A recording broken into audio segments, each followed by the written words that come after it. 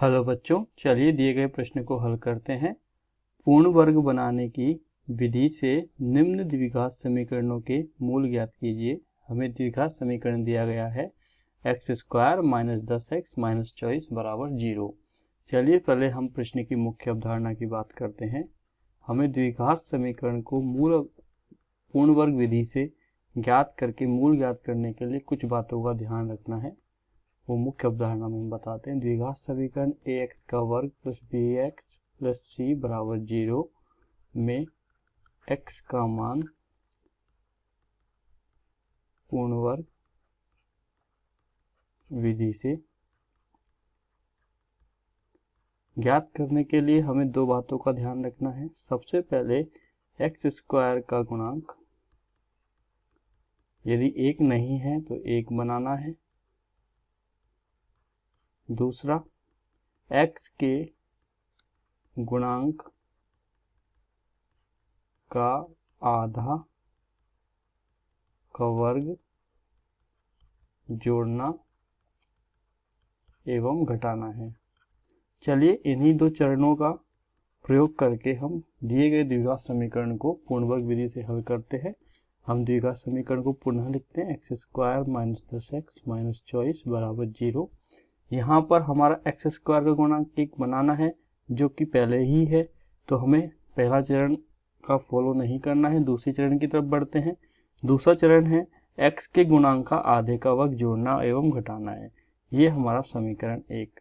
यहाँ हम देखें तो x का गुणांक क्या है, -10 का आधा का वर्ग हमें जोड़ना और घटाना, अर्थात -5 का वर्ग हमें जोड़ना एवं घटाना है।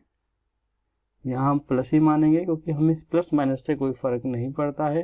तो चलिए हम प्लस का 5 का वर्ग जोड़ना और घटाना है। तो समीकरण 1 में 5 का वर्ग जोड़ने एवं घटाने पर तो हमें क्या प्राप्त होगा, देखते हैं। x² - 10x जो हम जोड़ रहे हैं वे घटा रहे हैं, उस स्टेप को यहाँ लिख देते हैं और अंत में है 24 = 0।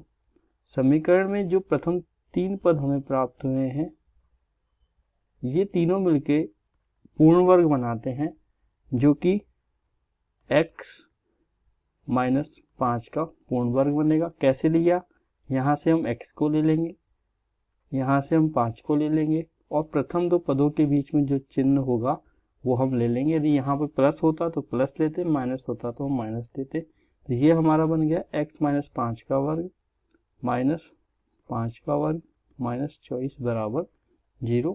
पक्षांतरण करके हल करते हैं तो हमें प्राप्त होगा x - 5 का वर्ग बराबर 5 का वर्ग होता है 25, माइनस का है तो प्लस का हो जाएगा, माइनस का 24 जाके उधर हो जाएगा प्लस का 24, अर्थात हमें प्राप्त हो जाएगा 49। अर्थात हम कह सकते हैं x - 5 बराबर √49, जिसका मान प्लस या माइनस दोनों में से हो सकता है।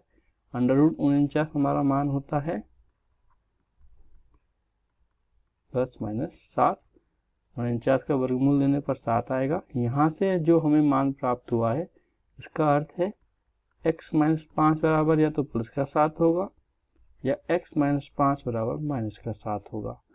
एक बार धन चिन्ह लेने पर, एक बार ऋण चिन्ह लेने पर। तो यहाँ से हमें x का मान प्राप्त होगा x बराबर 7 + 5 अर्थात x बराबर 12। यहाँ से होगा -7 + 5 अर्थात x बराबर -2। अर्थात हमें द्विघात समीकरण में x के दो मान प्राप्त हो गए, जो 12 और -2 है, और जिसे हमने पूर्ण वर्ग विधि के द्वारा ज्ञात किया है। अतः हम लिख सकते हैं, अतः दिए गए द्विघात समीकरण के मूल पूर्ण वर्ग विधि से